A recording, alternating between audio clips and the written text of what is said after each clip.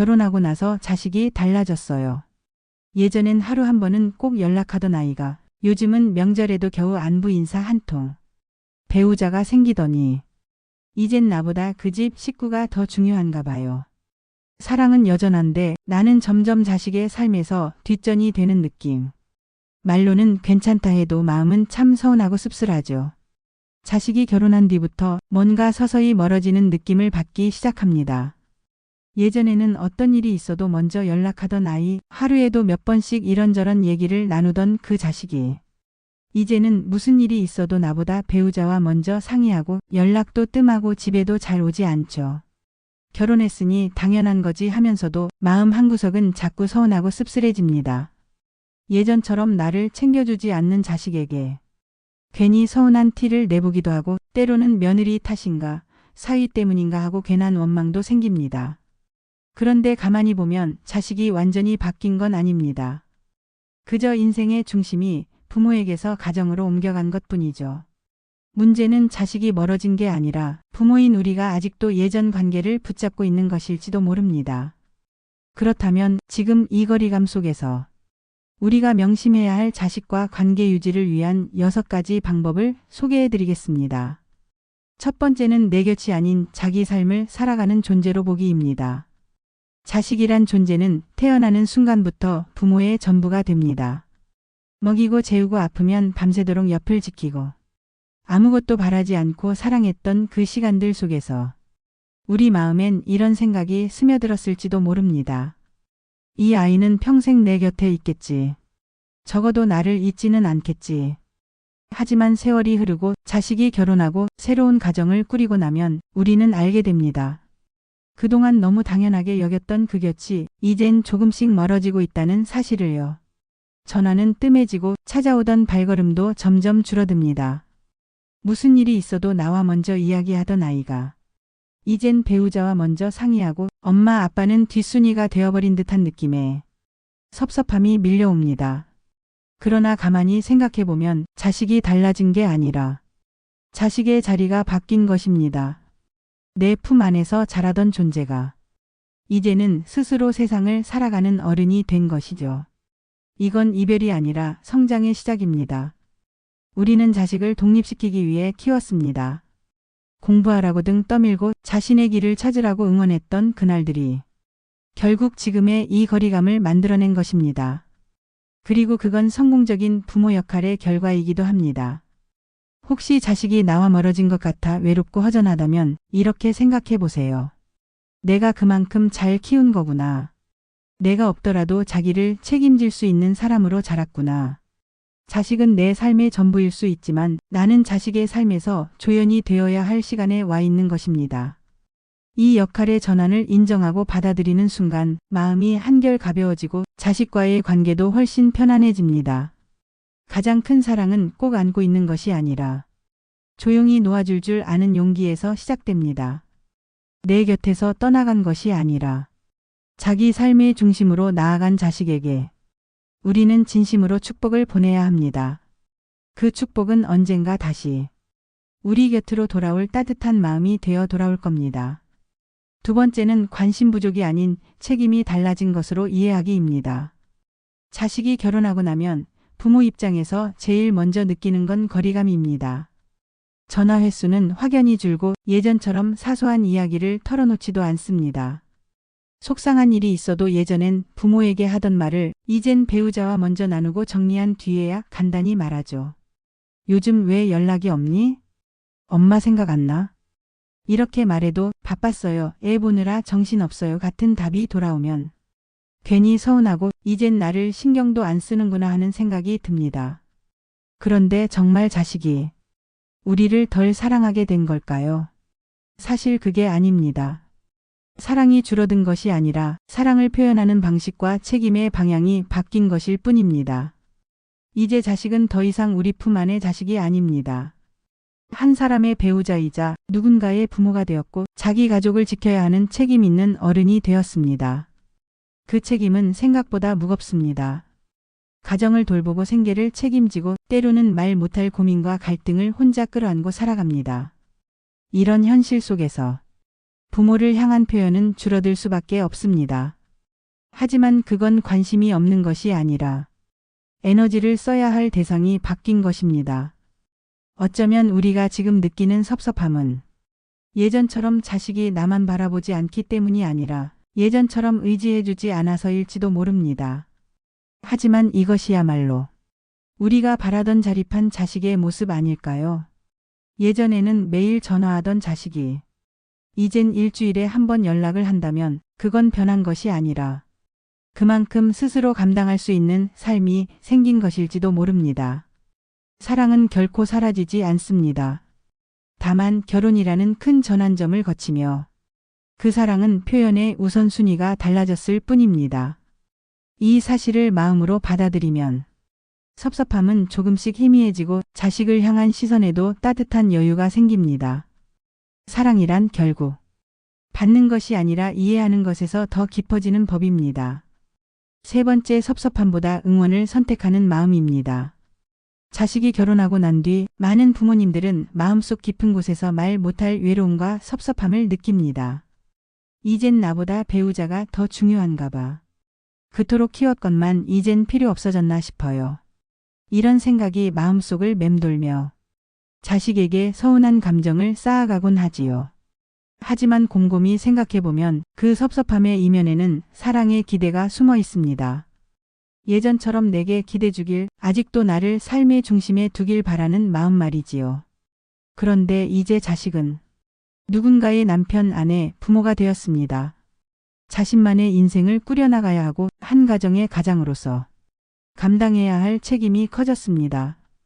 그 바쁜 일상 속에서 우리를 자주 찾지 않는다고 해서 정말로 우리를 잊은 걸까요? 아니요. 말이 없다고 마음이 없는 건 아닙니다.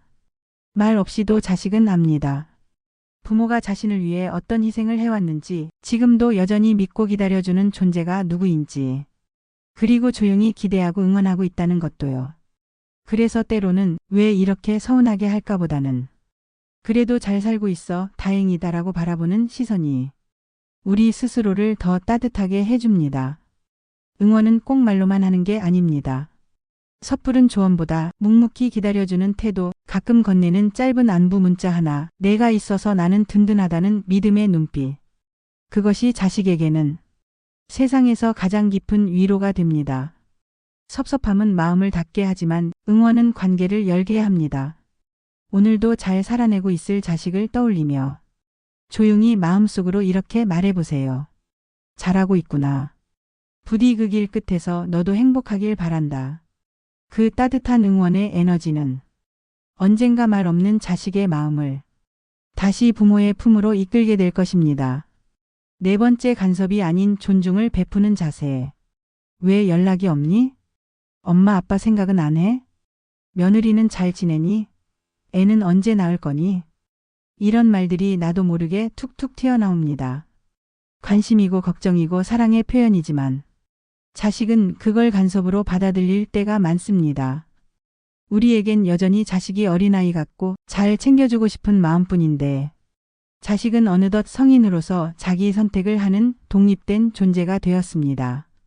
그리고 그 선택이 내 기준과 다르더라도 존중해주는 것이 진짜 어른의 사랑입니다. 특히 결혼 이후 자식에게는 부모보다 우선순위가 된 사람이 있습니다. 바로 배우자죠. 이제 그 둘의 삶은 하나로 묶여 서로의 결정에 의지하며 살아가야 합니다. 그런데 부모가 너무 자주 연락을 강요하거나 이래라 저래라 삶의 조언 아닌 판단을 건넨다면 자식은 점점 심리적 거리를 두게 됩니다. 우리 부모님은 나를 믿지 않는구나.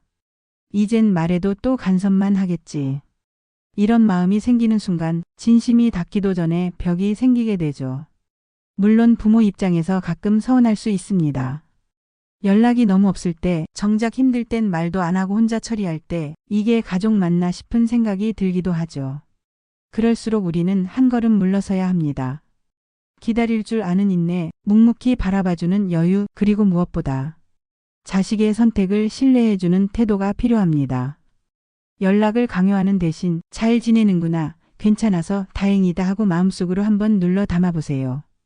가끔 조용히 응원의 메시지를 보내되 답장이 없더라도 서운해하지 않는 넉넉함이 필요합니다. 존중은 말로 하는 것이 아니라 행동으로 보여주는 기다림에서 나옵니다. 그리고 그 존중은 언젠가 자식에게도 우리 부모는 늘 나를 믿어줬다는 든든한 울타리로 남게 될 것입니다.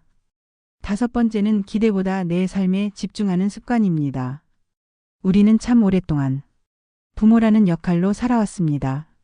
내 몸이 힘들어도 아이 밥 챙기고 학원 데려다주고 입학, 취업, 결혼까지 자식의 일이 곧 내 일이고 자식의 행복이 곧 내 기쁨이었습니다. 그렇게 자식을 내 삶의 중심에 두고 살아오다 보니 막상 자식이 자기 삶을 살아가기 시작하면 마음이 헛헛하고 텅 빈 느낌이 들기 마련입니다. 그리고 자연스럽게 이젠 내가 받을 차례라는 기대가 생깁니다. 이젠 나도 좀 챙겨주겠지. 가끔 놀러 오겠지. 손주도 맡겼으니 이제 고맙단 말은 하겠지. 그런데 현실은 그런 기대와는 다르게 흘러갑니다. 자식은 여전히 바쁘고 가끔 오는 전화에도 깊은 정은 느껴지지 않죠. 그럴 때일수록 기대를 내려놓고 내 삶에 집중하는 습관이 필요합니다. 자식은 부모에게 전부일 수 있지만 부모도 누군가의 아내, 남편, 친구, 그리고 나 자신입니다.